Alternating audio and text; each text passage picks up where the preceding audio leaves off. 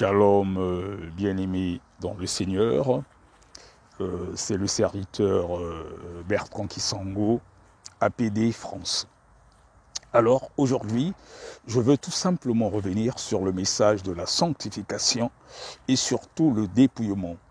Dans la Bible, il est dit de rechercher la paix avec tous et la sanctification sans laquelle personne ne verra le Seigneur. Et quand on parle de la sanctification, il s'agit de la sanctification du corps, de l'âme et de l'esprit. Parce que dans beaucoup d'églises, l'on ne prêche pas sur la sanctification totale. Bien aimé, ça va faire bientôt environ 3 ans que j'ai une vie de consécration. J'ai tout abandonné, tout ce qui ne glorifie pas le Seigneur Jésus-Christ. Mais je ne connaissais pas l'évangile du dépouillement. Le dépouillement, j'ai connu cet évangile du dépouillement total quand je suis arrivé à l'armée de prière. Donc je dis que ça fait 3 ans que j'ai eu ma vie de consécration, j'ai tout abandonné, je dévance l'aurore tous les jours dans la prière, je me réveille entre 4h et 5h du matin presque tous les jours depuis bientôt 3 ans, je jeûne toutes les semaines, j'ai vraiment arrêté avec tout ce qui ne glorifie pas la seigneurie du nom de Jésus.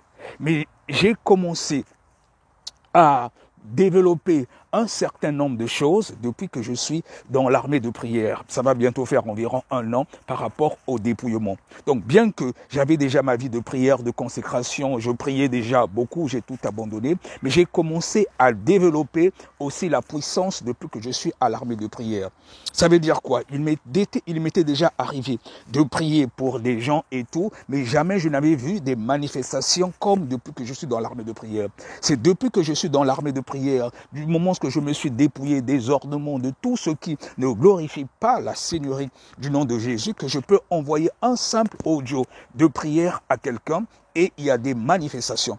Et là, j'expérimente cela au sein de ma propre famille, au sein de ma belle famille, même au sein des amis, y compris au niveau des réseaux sociaux, puisque j'évangélise beaucoup au niveau des réseaux sociaux, au niveau de YouTube, au niveau de Facebook, au niveau de WhatsApp. Alors, et je veux dire que la sanctification aide les personnes à être sauvées, mais la vie de sanctification nous aide aussi à sauver nos proches. Je veux prendre encore un exemple. Avant-hier, j'ai reçu un message sur WhatsApp d'une de mes cousines qui est au Congo-Brazzaville, en disant que sa grande sœur, qui est aussi une cousine à moi, ça fait pratiquement 1 mois qu'elle est à l'hôpital. Elle a une insuffisance cardiaque, elle a une insuffisance rénale, elle ne mange pratiquement plus et elle voit, on dirait qu'elle sent un serpent. Donc sa tête qu'elle voit même qui tourne et elle a très mal à la tête.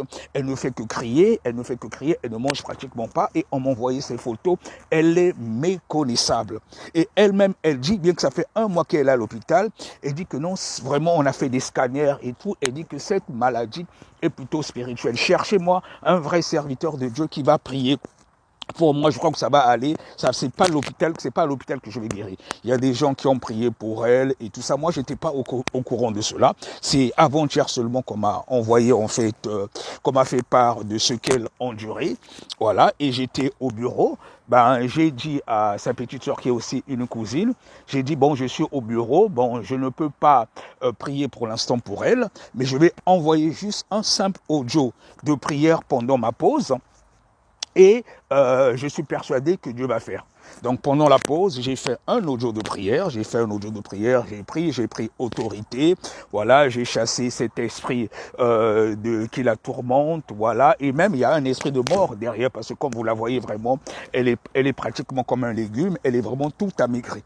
J'ai envoyé cet audio comme j'étais en prière et comme j'ai l'habitude de le faire maintenant depuis que j'expérimente cela. Et le lendemain, j'ai eu justement la cousine qui m'a dit qu'elle a bien dormi parce que tous ces jours-ci, elle ne dormait pratiquement pas, elle crie dans la nuit, elle voit un serpent qui la tourmente, qui la pique, il y a des gens qui veulent venir la chercher, donc un esprit de mort derrière. Voilà. Et hier soir, puisque j'ai pris finalement ce sujet à cœur, quand j'intercède, je dévance l'aurore dans la prière, je commence à mettre son sujet. Et hier soir encore, j'ai intercédé presque pendant 1 heure. On a fait cela sur WhatsApp. J'ai pris autorité et pendant que je suis en train de prier, il y a eu beaucoup de manifestations. Et quand on a fini la prière, elle m'a dit que pendant que je priais, elle voyait que le serpent en elle, il bougeait tellement, il y avait comme un feu.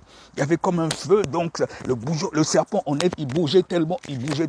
Et ce matin, j'ai contacté justement une de mes cousines qui est là-bas, qui vit aussi avec elle.